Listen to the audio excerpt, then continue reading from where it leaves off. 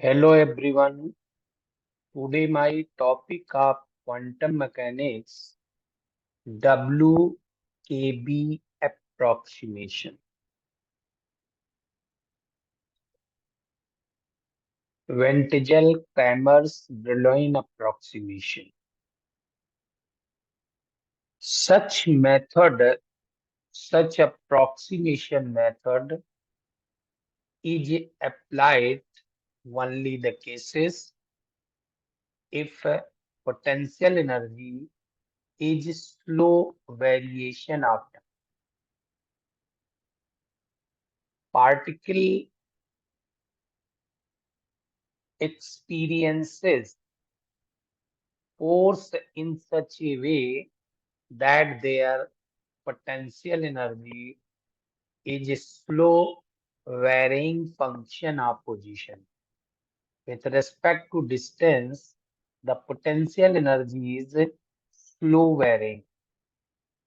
By de Broglie, the condition of slow varying 1 upon k square dk upon dx mod less than 1, where k is the propagation constant.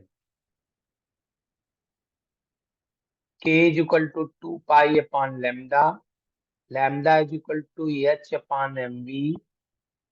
H upon 2 pi is equal to h cross v, and E minus v total energy minus potential energy is half mv square.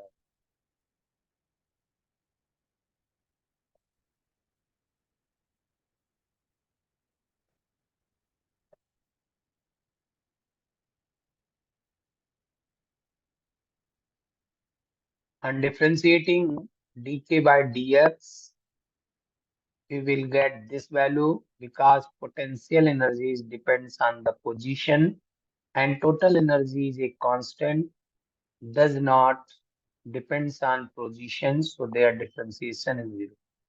After putting in equation number 1, you will get this condition.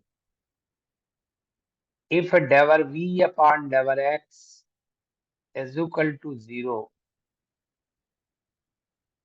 tensile energy is constant, then this condition is failed because LHS will be 0. So del v upon del x is not equal to 0. This is the first requirement. And in both cases, you can apply WKV approximation E greater than V, total energy greater than potential energy. This is a classical reason.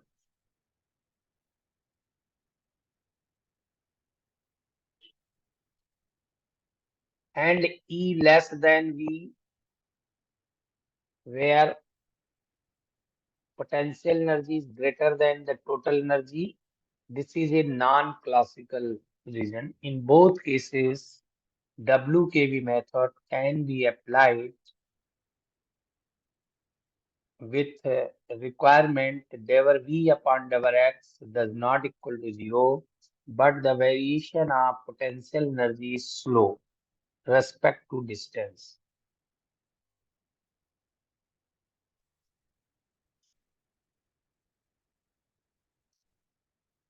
Principle of this method. In this method, the wave function is expanded as a power series of H cross and neglecting higher order term of H cross. Now take Schrodinger equation and assume E greater than V. So this is a Schrodinger equation. There were 2 psi upon there were x2 plus k square psi is equal to 0. Now assume their solution psi is equal to e to the power plus minus I kx upon h cross.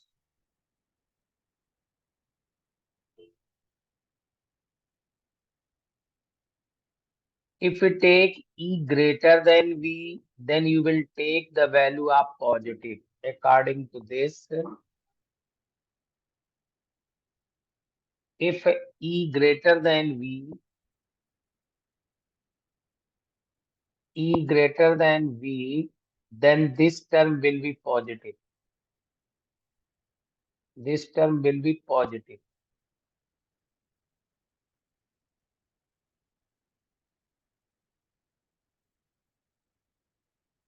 So the solution is taken psi is equal to any constant e to the power I phi x upon h cross.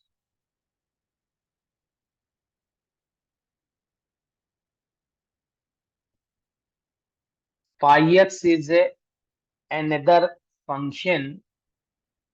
Putting in equation number this. Putting in equation number 1 after differentiation, there were psi upon over x. Phi is another function. There were 2 psi upon over x2.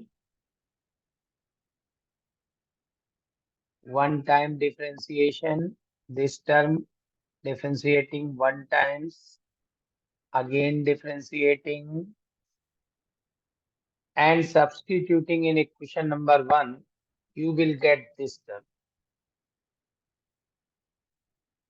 E to the power I phi x upon h cross, I upon h cross, phi double dash x. This term, phi double dash x. और ये term ये है phi dash x भी लिख सकते थे इसको phi dash x.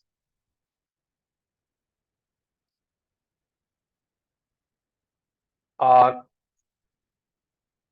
ये टर्म आ गया. अब e to the power I phi x upon h cross common है, कैंसिल कर दीजिए.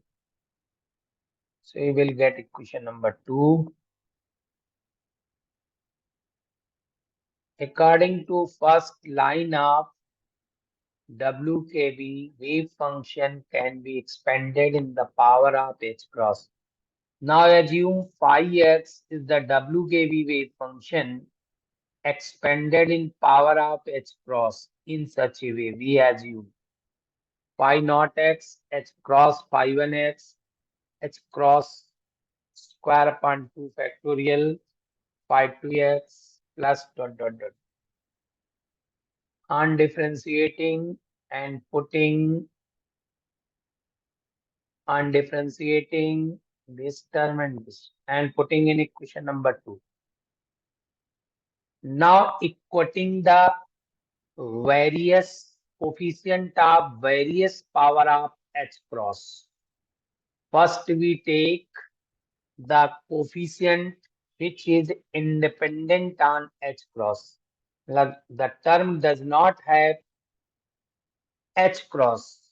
So equating their coefficient I h cross multiply है, सभी में होगा h क्रॉस, इस टर्म में नहीं होगा h क्रॉस, बाकी इसमें है, इसमें है, इसमें नहीं है. तो ये आ गया minus phi not dash x का square plus twice M E minus V equal to 0. Phi not dash x equal to under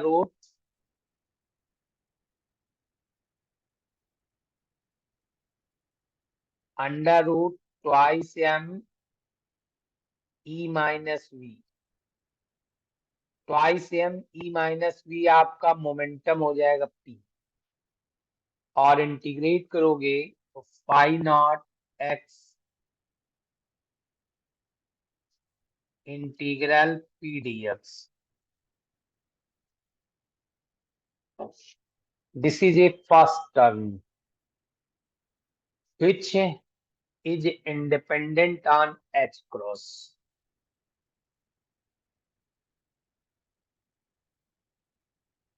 Similarly, take coefficient which contain H cross. H cross की पावर 1 जो contain कर रहा हो, तो जब आप इसका कोफिशिएंट लेंगे तो एच क्रॉस की पावर 1, एक तो ये टर्म आ जाएगा। आई एच क्रॉस का मल्टीप्लाई करेंगे तो एक टर्म ये आ जाएगा। फिर एच क्रॉस की पावर 1, फिर 2 times first term into second term करोगे तो इससे मिल जाएगा। इस 2 times five not dash x, five one dash x, H cross का टर्म आ जाएगा। इस प्रकार से ये आ जाएगा five not double dash, five not H cross का five not double. From equation number 3, 3 means this term,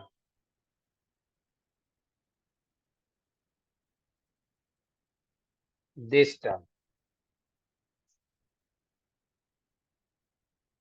मतलब फाइव नॉट डैश एक्स की वैल्यू आप निकाल चुके हो, तो फाइव नॉट डैश एक्स की वैल्यू रखी जा सकती है। Five not dash x, five naught is equal to इतनी वैल्यू आ गई। फाइव नॉट ये मैंने अभी आपको निकाल के दिखाया था इसको। अब इस इक्वेशन को उठाते हैं, इसमें इस टर्म को एक साइड लेते हैं और इस टर्म को दूसरी साइड ले जाते हैं। अब ये five not double dash x में फाइव नॉट डैश एक्स का डिवाइड कर दीजिए, तो जैसे होता है डी वाई अपान वाई, मतलब आप कह सकते हो वाई डैश अपान वाई। अगर इंटीग्रेट करोगे तो लॉग वाई आएगा। उसी प्रकार अगर लिखा है five not double dash upon five not dash, ये बिल्कुल इसी से मिलता जुलता ये, तो इसका आ जाएगा लॉग फाइव नॉट डैश।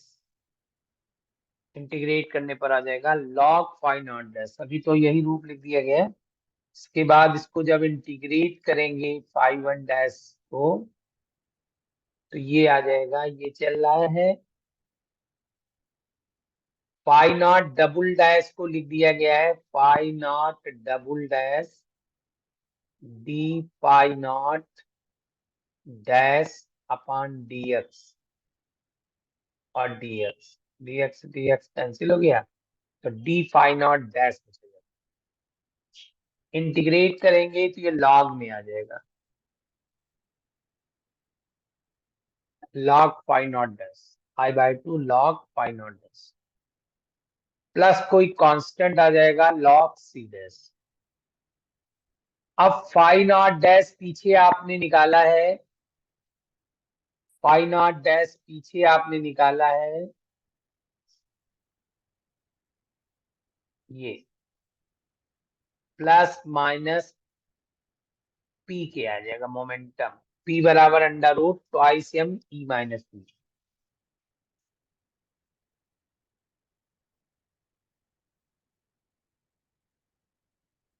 ये रख दिया। इसमें आई बाई टू को इसकी पावर लगा दी है ये यानी, तो ये फाइव वन आया। ये और थोड़ा सेट करिए, log m plus log n, ये रूप लिख दीजिए। अब ये फाइव वन आ गया और ये आपका फाइव नॉट की वैल्यू आ गई थी, ये ये फाइव नॉट आ गया और वो आपका फाइव वन आ गया। और आपने जो ये सोल्यूशन मान रखा है इसमें वैल्यू सब्स्टिट्यूट कर दीजिए, ये फाइव नॉट एक्स और फाइव वन एक्स की वैल्यू पुट कर दीजिए।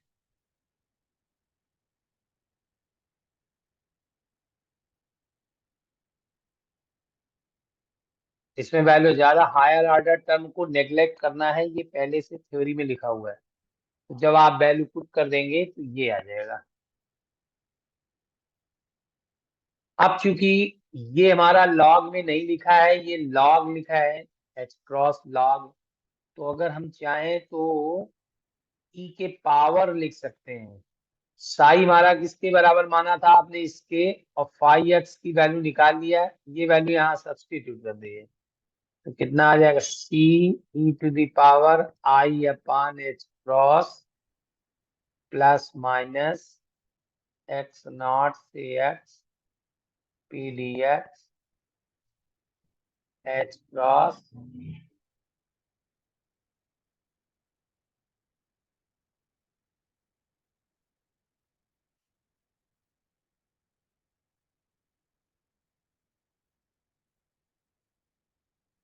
ये आ गया I five x upon H cross.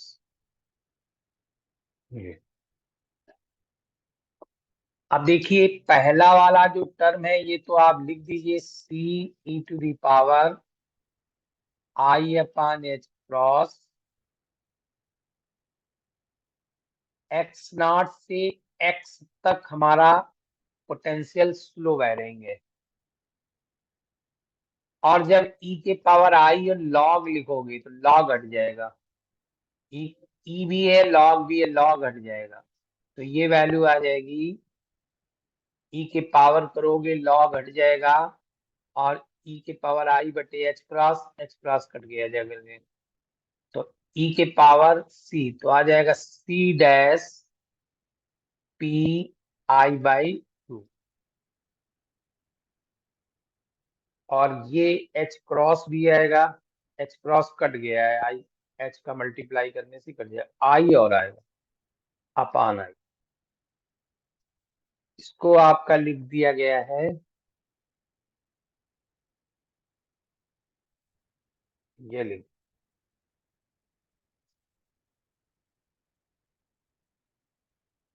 अब दो सोल्यूशन है, एक ई के पावर प्लस है और ई के पावर माइनस है, तो दोनों को, अब ये तो पूरा कांस्टेंट लिखा हुआ है ये, तो इसी को इस फॉर्म में लिखा जाएगा, ए अपान रूट पी, मतलब ये लिख दिया गया ई ग्रेटर देन बी के लिए, A upon root P E to the power I upon H cross x not से एक्स पी डी एक्स ये है।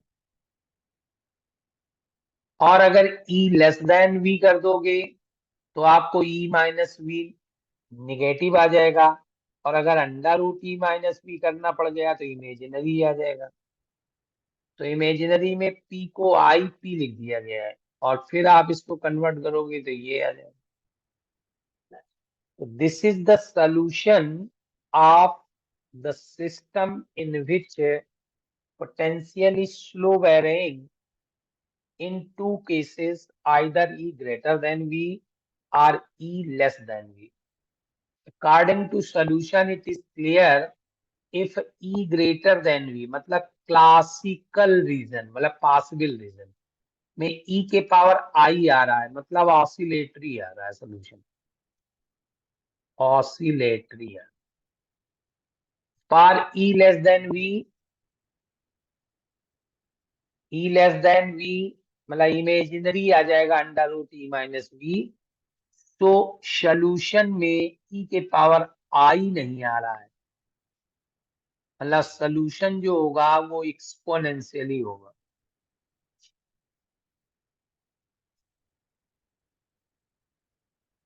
एक्सपोनेंशियली होगा। This is the complete explanation of WKB approximation for solving the problems of slow varying potential region.